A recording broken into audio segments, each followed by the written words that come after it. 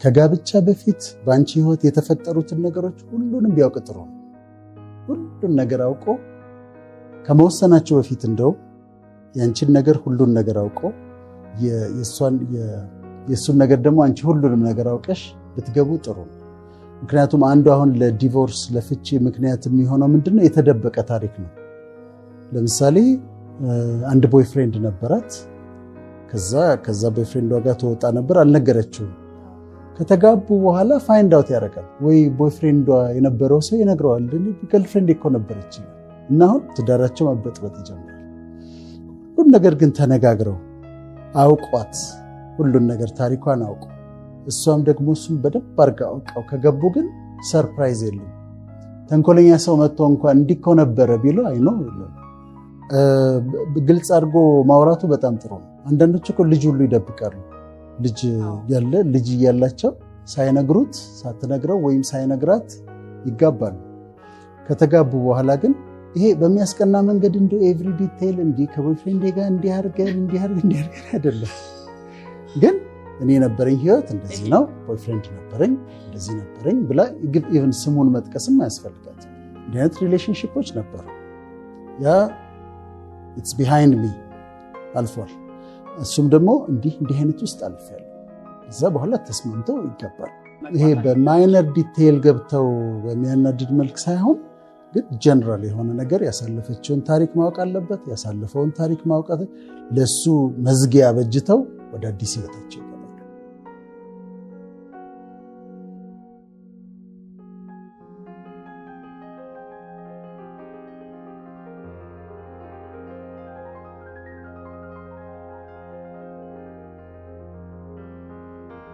የሜሮንም በጣም አስገራሚ ነው።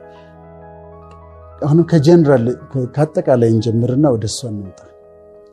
በእሷ ኬዝም እሷ ቦይፍሬንድ ነበራት። ከቦይፍሬንዷ ጋር ተቀያይማ ባለችበት ነው ይህንን ያገኘችው። እሱም ከገርልፍሬንድ ጋር ነበረ። ከገርልፍሬንዱ ጋር ሆኖ ከእሷ ጋር የተገናኙት የሪሌሽንሽፕ ጅማሬ ላይ መጀመሪያ ላይ የሚሆኑ ነገሮች በጣም ወሳኝ ናቸው። ለወደፊት በተለይ የሚጋቡ ከሆነ ለቅናት መኖር ምክንያት በጣም ይሆናል። ምሳሌ ልስጥሽ። አንዳንድ ሃይማኖቶች ከጋብቻ በፊት ግንኙነት ማድረግ ይከለክላሉ። ተከልክሎ እያለ አሁን እነሱ ጮኛሞች ሆነው ግን የፍቅር ግንኙነት ከጀመሩ ማለት አብረው መተኛት ከጀመሩ ከተጋቡ በኋላ ምን ጥያቄ ይመጣበታል? የዛ ጊዜ እንዴት ይሻለች ነው? ለምን ይሻለች? ክልክል እንደሆነ እያወቀች እግዚአብሔርን አትፈራም ማለት ነው ብሎ ጥርጣሬ ጀመረ። እሷም እንዴት ይሻለ የዛ ጊዜ እንዴት ያንን ለማድረግ ደፈረ ትላለች። መጀመሪያ ላይ የሚሆኑ ነገሮች በጣም ወሳኝ ናቸው። ከዛ እሱ ምን ያመጣል? ትዳር ውስጥ ቅናትን ያመጣል። ቅናት ደግሞ አንድ ጊዜ ከመጣ በጣም አስቸጋሪ ነው። ሴቷ ትደውልለታለች፣ አላነሳም። ለምንድን ያላነሳው? ከማጋ ሆኖ ነው ያላነሳው ትላለች። ፈጥኖ ደግሞ ያነሳል። ለምን ፈጥኖ አነሳ ብላ ደግሞ ትጠረጥራለች። ስልኩ ዝግ ነው። አሁን ደግሞ ሌላ ጉዳይ ነው። እንዴት ዘጋው ስልኩ? ስብሰባ ላይ ሊሆን ይችላል። ከዛ እያንዳንዷን ነገር ቅናት ከመጣ ያስቸግራል። መጥቶ አንድ ቀን ማታ የኔ ፍቅር የኔ ቆንጆ ምናምን ብሎ ሲያቅፋት ምን አስቦ ነው? ምን በደለኝነት ጊል ተሰምቶት ነው እንደዚህ ያደረገው ትላለች። ስጦታ ይዞ ከመጣ እያንዳንዱን ነገር ኢንተርፕሬት ታደርገዋለች። እሱም ደግሞ ለእሷ እንደዛ ነው። ለምሳሌ ቤት ቢጃማ ለብሳ ምናምን የምትጠብቀው ከሆነ እስቲ ዛሬ ሰርፕራይዝ ላድርገው ብላ ቀባብታ ዘንጣ ምናምን ስትጠብቀው ምንድን ነው ይሄ ነገር ነው የሚለው? ምንድን ነው የተፈጠረው? ለምን እንዲህ ማድረግ ፈለገች?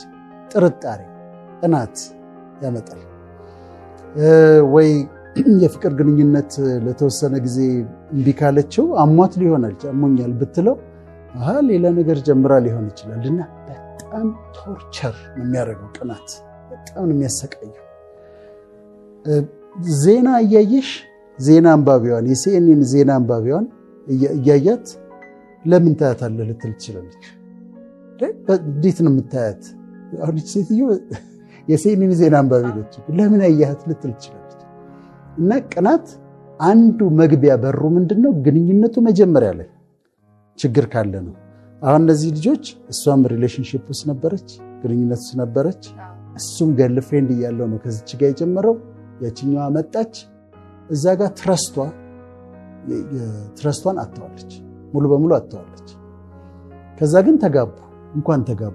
አሁን እኔ የማልስማማበት ነገር መሰለሽ ወደኋላ ዞር ብሎ ልጅ ከወለዱ በኋላ ማግባት አልነበረብኝም ማለት እሱ ልክ አይደለም። ለምን? ልጆቹ ሚስቴክ ናቸው ማለት ነው። ልጆች ላይ ነው የምትፈርጂው። እነዚህ የተወለዱትን ልጆች ስህተት ናቸው አድርገሽ ነው የምታቀርብ። እዛ ጋር ከተጋቡ በኋላ ተጋብተዋል፣ ጥሩ ነው። ግን አሁን አለመተማመኑ አለ፣ በሁለቱ መካከል አለመተማመን አለ። አታምነውም። ስልኩን ታያለች፣ ቴክስት ሜሴጅ አግኝታለች። ሁለት ሲቹዌሽን ነው ያለው። አንድ ይሄ ሰው ከሌላ ሴት ጋር ግንኙነት አለው ወይ፣ ከዛች ከኤክስ ገርልፍሬንዱ ጋር ወይም ከሌላ ሴት ጋር ግንኙነት አለው። ሁለተኛ ይሄ ሰው ኢኖሰንት ነው፣ ምንም ነገር ውስጥ የለም፣ ስራውን ሰርቶ ይመጣል። ያው ልጆች ሲመጡ አቴንሽን ይወስዳሉ። ሁሉም አባት እንደዛ ይሆናል፣ ወደ ልጆቹ ይሳባል። እንደዛ ሆኖ ነው መደብደቡ ቶታሊ፣ ስድብና መደብደቡ ቶታሊ አክሰፕተብል አይደለም፣ ፍጹም ከፍተኛ ስህተት ነው። ግን የምታጣራበት መንገድ የላትም። ልጆች ወልዳለች። እኔ የማስበው ማድረግ ያለባት ብዬ የማስበው ታንጅብል የሆነ ማስረጃ ያለው እሱ እያደረገ ያለው ስህተት መኖሩን እርግጠኛ እስካልሆነች ድረስ ምንም እርምጃ መውሰድ የለባትም። ምክንያቱም ኢኖሰንት ሊሆን ይችላል ከመደብደቡና ከመሳደቡ ውጪ። ምናልባት በሌላ አይን ደግሞ ስታየው እሱ ንጹህ ኑሮ እየኖረ ከሆነ እና እሷ በጣም ስትጠረጥረው ሲያይ መሳደቡ መደብደቡ ልክ ባይሆንም ግን በጣም ሊያበሳጨው ይችላል። ስለዚህ ማስረጃ የላትም። እኔ ምላት ግን ምንድነው በእምነቷ ባላት እምነት ትጸልይና ለአምላኳ ትስጠው፣ ከዛ ልጆቿን ታሳድግ። ይሄ ሰውዬ እየባለገ ከሆነ የተሰወረ የሚደበቅ ነገር የለም። እንዲህ ፊት ለፊቷ ነው መጥቶ የሚገለጠው። ወይ ራሱ ይነግራታል ወይ ታገኘዋለች በግልጽ መገለጡ አይቀርም። የተሰወረ የሚደበቅ ነገር የለም። ግን በጥርጣሬ ብቻ ትዳሯን ሉዝ ካደረገች ግን ለልጆቿ ጥሩ አይሆንም።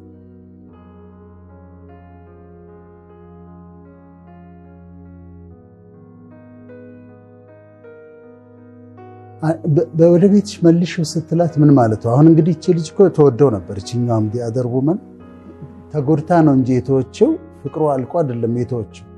ስለዚህ ቅናት ይኖራታል። እሷ ደግሞ ከውጭ ሆነ እንደውም ወደ ቤትሽ መልሽው ብቻ ማለቷ እንደውም ትንሽ ነው። ሌላም ነገር ልትላት ትችላለች። አብረን ነበርም ልትላት ትችላለች በውሸት። አዎ ከዲጋ እኮ ነበርን ልትላት ትችላለች። ወይም በጣም እኮ እሱ ስዊት ነው እኮ በጣም እንዲመስል እንዲያጠራጥር አድርጋ ጥርጣሬ እንዲፈጥር አድርጋ የሆነ ነገር ልትላት ትችላለች። ከእሷ ጋር አሁን ማውራት የለባቸው። ግን እውነት ተደብቃ አትቀርም።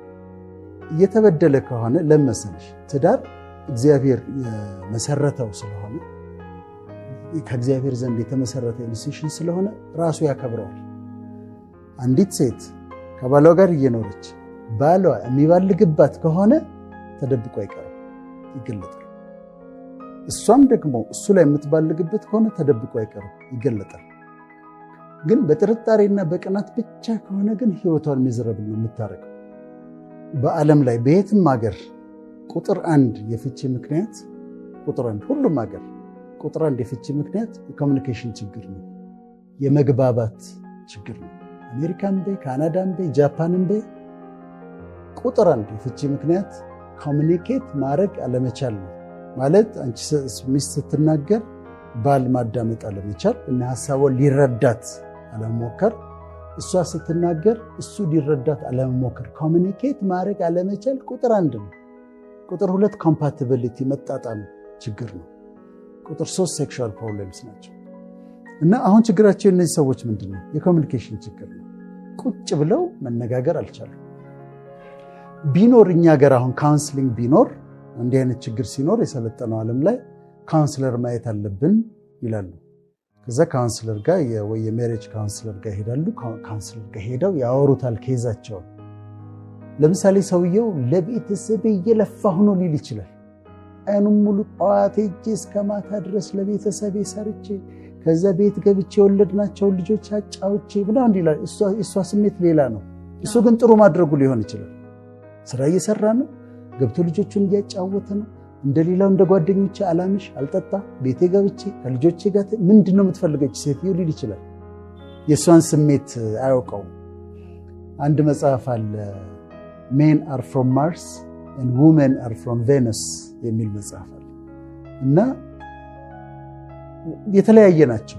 ወንዱና ሴቷ የሚፈልጉት ነገር የተለያየ ነው። እሷ የምትፈልገው ምንድን ነው? እንዲያወራት ነው የምትፈልገው፣ እንዲያዳምጣት ነው የምትፈልገው። እሷ ስታወራለት ቁጭ ብሎ ሻይ ይዞ እንዲያዳምጣት ነው የምትፈልገው። እሱ ደግሞ ምንድን ነው? ፕራክቲካል ነው። ገንዘቡን ማምጣቱ ነው፣ የቤቱን ወጪ መሸፈኑ፣ ልጆቹን ማሳደጉ ነው። ነገሮች ሁሉ ትክክል መሆናቸው ነው። ስለዚህ አሁን እነሱ ኮሚኒኬት የሚያደርጉበት ቁጭ ብለው ማውራት የሚችሉበትን ነገር ማመቻቸት አለባቸው። ወይ የሚመክራቸው ሰው መጥቶ ሌላ ነገር አያስፈልግም። ቁጭ ብለው ስሜቷን ታወራለት፣ ጥርጣሬዋን ትንገረው። እሱም ይሄ በጣም ኦልድ ፋሽን የሆነ ሚስትን መደብደብ፣ መሳደብ በፍጹም የሌለ ነገር ነው። ቁጭ ብሎ ሊረዳት ይሞክር፣ ያዳምጣት፣ ስሜቷን ያዳምጣት፣ ቅሬታዋን ያዳምጣት፣ ቁጭ ብሎ ያዳምጣት። እሷም ሁሉን ትንገረው፣ እሷ ደግሞ እሱን ታዳምጠው። ይሄ ነው ዋናው። ይሄ ስለሆነ በትዳር ውስጥ ቁጥር 1 የሚያስፈልገው ነገር ተቀምጦ በደንብ ማዳመጥ፣ እሷን አንደርስታንድ ለማድረግ። አሁን እሷ እያወራች ቆይ እንዲህ ነው የምመልስላት እንዲህ ነው የምነግራት እያለ አይደለም ማዳመጥ። እሷን አንደርስታንድ ለማድረግ ነው መሞከር ያለበት በጥልቀት። ምንድነው የባለቤቴ ችግሯ? ለምንድን ነው የምትቀናው? ጥርጣሬዋ ምንድን ነው ብሎ ቢያዳምጣት፣ እሷም ደግሞ እሱን የምታዳምጥበት እና አንድ ወይ ሰው አስገብታ ወይ ካውንስለር ጋር ሄደው ቁጭ ብለው የሚያወሩበትን ነገር ቢያዘጋጁ ትዳራቸው ሊፈወስ ይችላል። ይሄ ሰው ግን ከሌላ ሴት ጋር ግንኙነት ካለው እና በእሷ ላይ እሷን አስቀምጦ እሷ ልጆቿን እያሳደገች ከሱ ከሌላ ሴት ጋር ግንኙነት ካለው ግን በእምነትም በሕግም በህሊናም የመፍታት መብት አላት። ሁለትም ሊሆን ይችላል። አንድም ስለሚወዳት ሊሆን ይችላል። ሉዝ ሊያረጋት አይፈልግም። እሷ አሁን ፋይናንሻል እንትን የላትም፣ የተለየ ሀብት የላትም አይደል? ሌላ ሀብት የላትም። ከእሷ የሚያገኘው ከሚስትነቷ ውጭ ሌላ የሚያገኘው ጥቅም የለም ከሚስትነቷ ውጭ። ስለዚህ ይሄ ሰው ዝም ብሎ መባለቅ ከሆነ የፈለገው መውጣት ይችል ነበረ። በቃ እንግዲያው ልጆችሽን ይዘሽ ሂጂ ይላል። ይሄ ሰው ትዳሩን ይፈልጋል ማለት ነው። ትዳሩን ይፈልገዋል። መደብደቡ ልክ አይደለም። ግን አንደርስታንድ ብታረገው ይሄ ሰው ከመወሰኗ በፊት ቁጭ ብላ እንኳን የእሱን ሳይድ እንኳን ብታዳምጥ በጣም ጥሩ ነው ብዬ እላለሁ። ላቭ መስት ቢ ታፍ ይባላል። ፍቅር ታፍ መሆን አለበት። ምን ማለት ነው? አሁን ለምሳሌ አንዲት ሴት አንድ ሰው የሆነ ሪሌሽንሺፕ ውስጥ እንደገባ ታውቃለች። አለ ታሪክ እንደው እንደዚህ ስለሆነ ይሆናል ወይ ወዷት እኮ ይሆናል ሌላ ሴት ጋር ወዷት እኮ ሊሆን ይችላል ትላለች። ከዛ ይነግራታል ወድጄ ነው እኮ ወደድኳት እሷን ይላታል። ምንም አይደለም ግድ የለም ትለዋለች። ለምን ስትባል ፍቅር እኮ ነው ትላለች። ፍቅር ነው። ከዛ ለምን አብራችሁ ራት አልጋብዛችሁም ይላል። ትሄዳለች፣ ራት ትጋብዛለች። እንዴት ታረጊያለሽ? ከሱ ጋር ግንኙነት እንዳላት እያወቅሽ አብራችሁ ራት ትበላላችሁ? ፍቅር እኮ ነው ትላለች። ከዚያችን ሴት ቤት ያመጣታል። አሁንም ስትጠይቅ ምን ላድርግ በቃ ፍቅር እኮ ነው ትላለች። እዚህ ጋር ነው መጨረሻ ላይ የራሱ አልጋ ላይ አብሯት ይተኛል። ላቭ መስት ቢ ታፍ ማለት ኢነፍ ኢዝ ኢነፍ። ለምሳሌ ልትመታኝ አትችልም ማለት አለ። ህግ ያለበት ሀገር ነው ያለነው። ከአሁን በኋላ ጫፌን መንካት አትችልም። አሁን ይሄ ታፍ ላቭ ነው የሚባለው። እኛ ሀገር ስለሆነ ነው እንጂ እኮ አሜሪካን ሀገር ቢነካት 911 ደውላ ፖሊስ መጥራት ትችላለች እና ትነግረዋለች። አሜሪካ ደግሞ እንደዛ ነው። ከአሁን በኋላ ጫፌን ብትነካኝ 911 እደውላለሁ፣ መተው በአስረው ነው በሰንሰለት የሚወስዱት። እዚህም ጋር ይሄ ቢቲንግ ፓርት የሚደበድባትን ነገር ካሁን በኋላ ልትነካኝ አትችልም። አሁን እዚህ ጋር ታፍ መሆን አለባት። ጥርጣሬው እስኪጣራ ድረስ ነው። ይሄ የሚደበድባትን የሚሰድባትን አቢዩዝ ግን ማስቆም አለባት። እንዴት? በታፍ ላቭ ታፍ መሆን አለባት። እና ካሁን በኋላ ልትሰድበኝ አትችልም፣ ልትመታኝ አትችልም፣ አስመሬልሃለሁ ትለዋለች።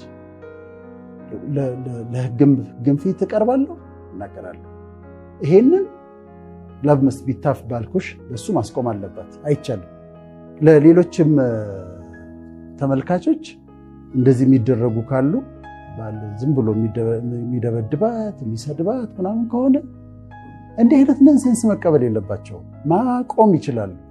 ይህን ማድረግ አትችልም ብለው ታፍ መሆን አለባቸው፣ የፈለገ ቢወዱት። ይህንን ታስቆም። ከዛ በኋላ የሚነጋገሩበት ኮሚኒኬት የሚያደርጉበትን መድረክ ያዘጋጁ፣ መነጋገር ይጀምሩ። እሱ ውስጥ ያለውን ነገር አንደርስታንድ ልታደርገው ትሞክር፣ እሱም አንደርስታንድ ያርጋት።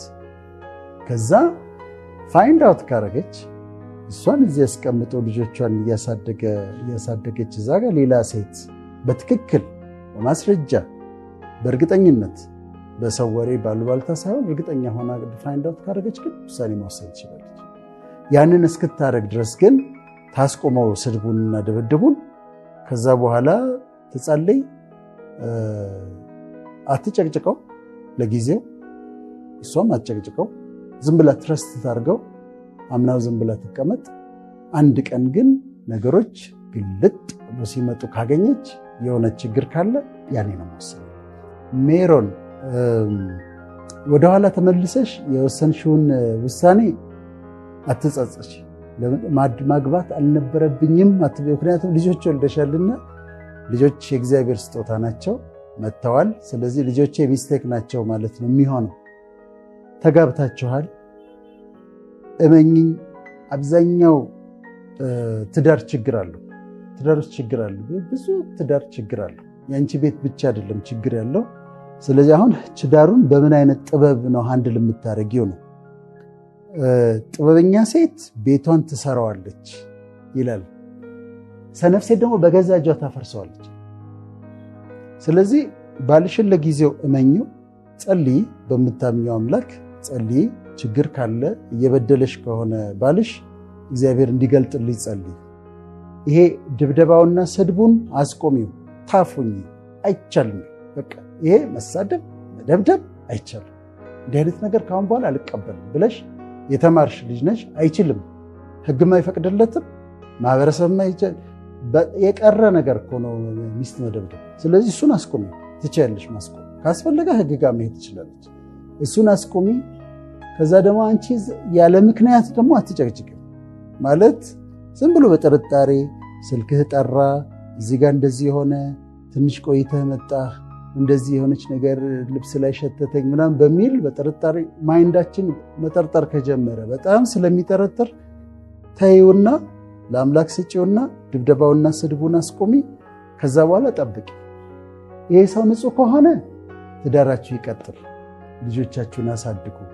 ቅድም እንዳነሳ ነው ኮሚኒኬት ማድረግ ያስፈልጋል። ቁጭ ብላችሁ አውሩ፣ አዳምጩ፣ አንደርስታንድ ልታረጊው ልትረጂው ሞክሪ። እሱም ደግሞ አንደርስታንድ ሊያረግሽ ይሞክር። ለመግባባት ሞክሩ። ቢሆን ልጆቻችሁን አብራችሁ ብታሳድጉ ፍቅራችሁ ቢቀጥል ትወጂዋለሽ፣ እሱም ይወድሻል፣ እርግጠኛ ነኝ። ቢቀጥል ጥሩ ነው። ሌላ ግን ኤክስትራ ማሪታል አፌር ካለ ግን ሌላ ሴት ካለች ግን እዛ ጊዜ ውሳኔሽን መወሰን ትችላለሽ።